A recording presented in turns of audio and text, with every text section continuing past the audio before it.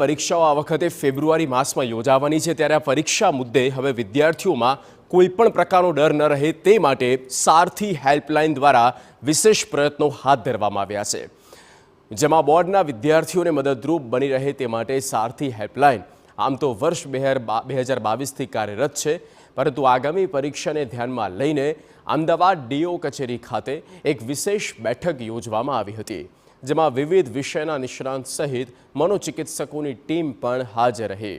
આ બેઠક પાછળનો હેતુ એ જ હતો કે સારથી હેલ્પલાઇન દ્વારા વિદ્યાર્થીઓને પૂરી પડાતી મદદમાં હજુ કઈ રીતે વધુ સુધારા કરી શકાય। નોંધનીય છે કે એક વર્ષમાં સારથી હેલ્પલાઇનની મદદથી 576 જેટલા વાલી વિદ્યાર્થીઓને માર્ગદર્શન અપાયું છે। ઘણી વખતે એવું બનતું હોય છે કે વિષયનું માર્ગદર્શન પણ આપવાની જરૂર પડે છે, સાથે સાથે સાયકોલોજીકલ ટ્રીટમેન્ટ પણ ઘણી વખતે ખૂબ જરૂરી બનતી હોય છે। ત્યારે આવા સમયમાં વર્ષ 2022થી અમે સારથી હેલ્પલાઇન અમદાવાદ શહેરની ટીમ દ્વારા શરૂ કરવામાં આવેલી છે। અમદાવાદ શહેર શૈક્ષણિક સંકલન સમિતિ અને અમદાવાદ શિક્ષણ જગત દ્વારા આને ખૂબ સારી રીતે એનો આવકાર મળ્યો છે। તમને ચાલુ વર્ષની વાત કરું તો લગભગ 576 જેટલા પ્રશ્નો અત્યાર સુધી એમાં આવ્યા છે। સારથી હેલ્પલાઇનની વિશેષતા એ છે કે તેમાં વિદ્યાર્થીઓને મૂંઝવતા વિષયલક્ષી પ્રશ્નોનું નિરાકરણ તો મળે જ છે, પણ સાથે તેમના મનોલક્ષી પ્રશ્નો તેમજ ભયનું પણ સમાધાન કરવામાં આવે છે।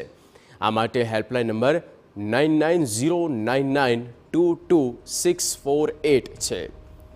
બોર્ડ એક્ઝામ વખતે ઘણા વિદ્યાર્થીઓને પ્રશ્નો સતાવતા હોય કે ભણ્યા બાદ યાદ નથી રહેતું, અથવા એક્ઝામ હોલમાં જઈને તેઓ જવાબ ભૂલી જાય, ચિંતા થાય, પેનિક એટેક્સ આવા જેવી પણ ઘટનામાં સારથી હેલ્પલાઇન દ્વારા વિદ્યાર્થીઓનો ભય દૂર કરવામાં આવે છે।